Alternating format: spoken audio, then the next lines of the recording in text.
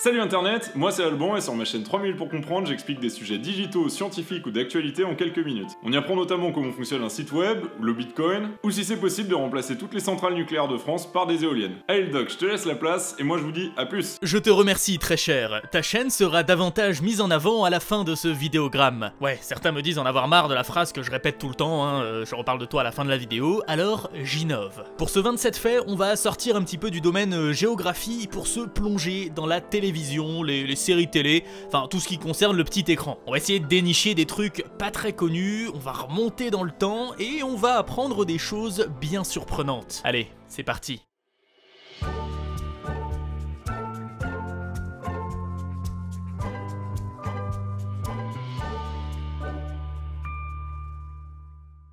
En 1931, on est encore dans les prémices de la télévision. Plusieurs systèmes sont en compétition, et notamment la télévision mécanique, qui finira par disparaître. C'est le 21 juillet de cette année que fut lancée W2XAB, une station expérimentale new-yorkaise où presque tout le monde travaillait bénévolement. Sur cette chaîne, et pendant 2 ans, l'émission The Television Ghost est considérée comme la première série télé de l'histoire. Malheureusement, il ne reste que 7 photos, donc difficile pour moi d'illustrer plus que ça. Concrètement, il s'agissait d'un plan fixe du narrateur qui interprétait à chaque épisode le fantôme d'une personne assassinée et qui racontait ce meurtre. Je trouve ça génial comme première série de l'histoire, un peu glauque peut-être, mais stylé. Surtout que juste après, les téléspectateurs avaient droit à une émission de 15 minutes de cours de piano, truc qui a rien à voir. 26 avril 1935. C'est à cette date que la première émission officielle de télé est diffusée en France. Il s'agissait d'un discours de la comédienne Béatrice Bréty racontant le voyage en Italie de la comédie française. Faut vraiment s'imaginer qu'à l'époque, il n'y avait pas toute la technologie actuelle et le plateau de tournage devait être rempli d'énormes lampes pour éclairer Béatrice qui se souvenait parfaitement de cette expérience. Je peux affirmer que j'ai eu véritablement un avant-goût de l'enfer. Le 22 novembre 1987 au soir, en plein milieu d'un épisode de Doctor Who, des téléspectateurs d'une chaîne basée à Chicago ont eu la surprise de voir apparaître cet homme avec un masque sur la tête. C'est le cas le plus connu de piratage de signal télé. Pendant 90 secondes, le gars sifflote, gigote et se fait fouetter les fesses avant de rendre l'antenne. Et le plus fou dans cette histoire, c'est qu'à ce jour, personne ne sait qui c'est. NCIS, Bones, les experts Miami, les experts Manhattan, autant de séries tournant autour de la science médico-légale. Tous les crimes semblent être facilement résolus par des procédés scientifiques ultra rapides et ultra efficaces. Sauf que ces séries ont fait apparaître le syndrome de l'incidence des experts. Le grand public, ainsi que les jurés d'affaires criminelles, voire même des criminels eux-mêmes, ont une fausse image de cette science et s'attendent à voir les mêmes résultats dans la réalité. 25 ans avant le premier iPhone, en 1982, on pouvait déjà stocker une télé miniature dans sa poche. Le Sony Watchman, qui faisait allusion à d'autres appareils de Sony d'ailleurs, comme le Walkman. Il y a eu plein de modèles entre 1982 et 2000, la qualité n'était pas forcément ouf, mais c'était assez révolutionnaire quand même. On pouvait être à l'extérieur, sans électricité, et capter la télévision. Je sais que pour les plus jeunes d'entre nous, ça paraît fou de se dire que c'était révolutionnaire, mais voilà, à l'époque, la télé, les séries, les films, c'était chez soi ou au cinéma. Le Gala de la fête du printemps est une émission chinoise diffusée chaque année pendant le Nouvel An chinois. Et c'est tout simplement l'émission de télé la plus visionnée de l'histoire. Elle dure maximum 5 heures et est regardée en moyenne par 750 millions de personnes. Faut savoir que depuis 2010, les pubs pendant cette émission sont interdites par le gouvernement, mais avant cette période, le spot de 30 secondes pouvait coûter jusqu'à 24 millions de dollars. The Theorist était le nom d'une série télé biélorusse qui n'était qu'une pâle copie de The Big Bang Theory. Les créateurs de la série originelle s'en sont aperçus, ont voulu saisir la justice, mais avant même le début des procédures, les acteurs et les producteurs de la série biélorusse ont décidé d'arrêter le show. Mis à part des journaux télévisés, la plus vieille émission française encore diffusée au moment où sort cette vidéo est Le Jour du Seigneur. Ça paraît fou, non? Et si tu veux connaître le plus vieux jeu télé encore diffusé, il s'agit des Chiffres et des Lettres, qui est d'ailleurs le plus vieux jeu télé en activité dans le monde.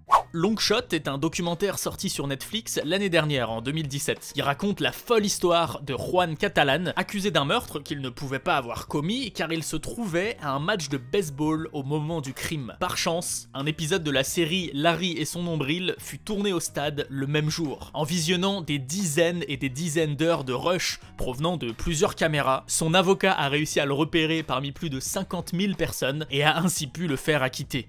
Dans l'épisode Le prisonnier de Benda de la série Futurama, le scénariste Ken Killer, qui a accessoirement un doctorat en mathématiques appliquées, a créé un théorème de maths exprès pour l'épisode. Le truc tient complètement la route et explique comment, après plusieurs échanges de conscience entre plusieurs corps, les consciences pouvaient retrouver leur corps d'origine en utilisant deux individus qui n'avaient pas encore échangé leur conscience. Ouais, alors honnêtement j'ai pas tout compris, mais ça reste bien le seul théorème fonctionnel créé pour les besoins d'une série télé, et ça je l'ai compris et je trouve ça super cool. MASH, c'était une série américaine ultra populaire. Lors de la diffusion de son tout dernier épisode en février 1983, plus de 100 millions de téléspectateurs étaient devant leur poste. C'est resté là-bas un record pendant plus de 25 ans jusqu'à la finale du Super Bowl de 2010. En comparaison, l'épisode final de Friends n'avait réuni que, entre guillemets, environ 50 millions de personnes.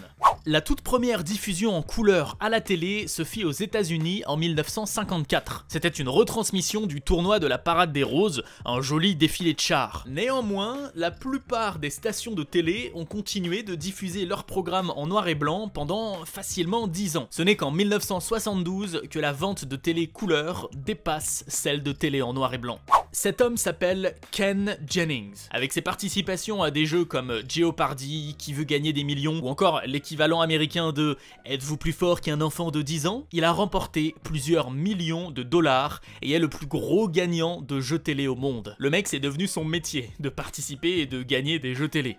En 1950, l'entreprise Zenith développa la première télécommande de l'histoire, qui était filaire et qui s'appelait Lazy Bones, qu'on pourrait traduire par feignant en français. Malgré l'évolution technique, c'était quand même assez fou de pas avoir besoin de se lever pour aller changer une chaîne, mais les consommateurs n'étaient pas vraiment fans parce qu'ils trébuchaient souvent à cause du fil. 6 ans plus tard, en 1956, ils commencèrent à commercialiser une version sans fil. Dans la série, Dexter Morgan et Debra Morgan sont frères et sœurs, mais dans la vie, entre 2007 et 2010, Michael Hall et Jennifer Carpenter étaient en couple pendant qu'ils jouaient le rôle de frères et sœurs à l'écran. En Norvège, les différentes chaînes de la NRK, la télévision publique, diffusent très souvent de la slow TV, des programmes qui durent très longtemps. Par exemple, suivre pendant 7 heures toute une ligne de chemin de fer d'un terminus à l'autre, pendant 8 heures un feu de cheminée, pendant 12 heures une compétition de tricot, pendant 18 heures de la pêche au saumon, ou encore pendant 134 heures suivre une liaison de bateaux d'un endroit à l'autre de Norvège. Et tenez-vous bien, l'audience est gigantesque pour ces émissions. En 1997, un épisode des Teletubbies a été banni dans plusieurs pays car il effrayait les enfants. Un ours et un lion bien creepy. Non mais bien sûr que là c'est pas creepy, mais n'oublions pas que la cible de ce dessin animé sont des bambins de moins de 4 ans. Sazae-san est la plus longue série animée encore diffusée actuellement. Elle existe depuis 1969 et apparaît tous les dimanches au Japon. Chaque épisode de 30 minutes est séparé en 3 segments et il y aurait eu plus de 2500 épisodes, soit plus de 7500 segments, c'est fou. Selon une étude de 2013, la France est le pays européen où il est possible de voir le plus de chaînes pour adultes, environ 70. Elle est suivie par l'Allemagne et le Royaume-Uni. Pour comparer, j'ai cherché le nombre de chaînes d'enfants dispo en France, et bon, j'ai du mal à tomber sur un compte juste, mais ça tournerait entre 20 et 25. On voit clairement la priorité des Français quand même. Pour des tournages de films ou de séries télé, il est beaucoup plus simple de créer un faux journal que de négocier les droits d'un journal déjà existant. C'est pour ça que ce journal apparaît dans beaucoup de productions hollywoodiennes. C'est un accessoire qu'on voit dans différents films, mais aussi dans beaucoup de séries comme Scrubs ou Desperate Housewives. Voici The Monkees, c'est un groupe de rock américain formé en 1965. Leur particularité étant que 2 des membres ne savaient pas, à l'origine, jouer d'un instrument. Ce sont en fait 4 acteurs embauchés pour jouer le rôle d'un boys band dans une série. Ils enregistrèrent des CD en ne faisant que chanter sur des musiques composées par d'autres. Et ce fut un énorme succès. Plus de 75 millions d'albums vendus, une tuerie. Sauf qu'à un moment, ils en ont eu marre de mentir au public et de ne rien composer. Ils imposèrent donc de tout faire eux-mêmes. Et échec sur échec, le groupe se sépara en 1970.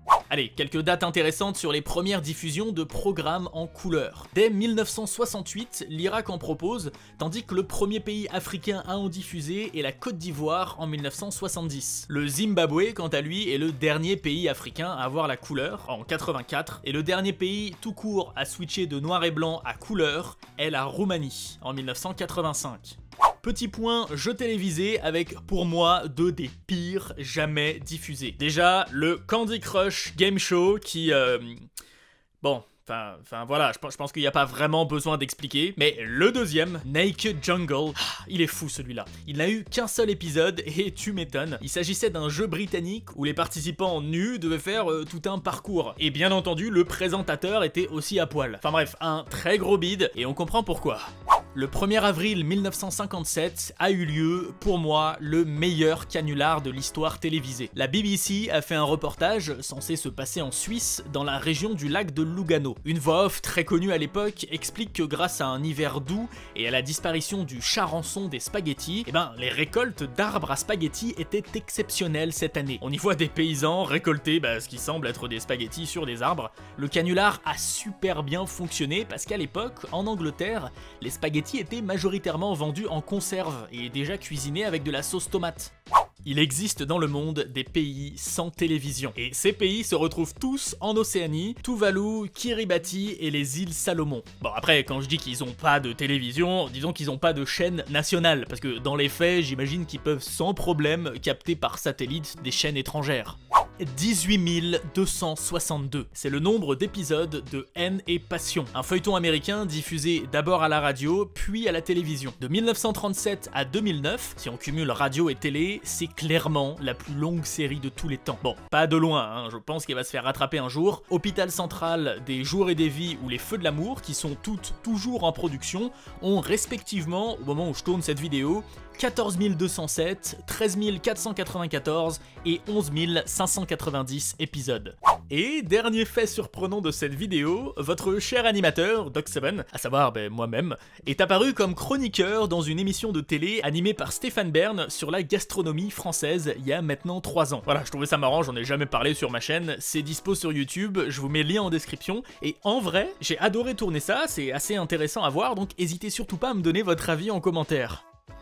La chaîne du salut internet du jour s'appelle 3 minutes pour comprendre, et c'est plutôt clair je trouve comme nom de chaîne. Des vidéos de moins de 5 minutes sur des thèmes tellement éclectiques que je ne peux pas ne pas aimer. Il vous explique avec simplicité les bases de la photographie, le fait que ta balance ne sert à rien, ou encore pourquoi les virements bancaires prennent du temps. Bref, c'est varié, c'est rapide, c'est dynamique, ça va vous apprendre plein de choses, et si vous aimez ma chaîne, je pense vraiment que ça peut vous plaire, donc n'hésitez surtout pas à aller jeter un coup d'œil et à vous abonner. Mais avant ça, un petit pouce bleu en bas de cette vidéo s'il vous plaît, et moi je vous dis à très vite pour un prochain vidéogramme. Salut internet.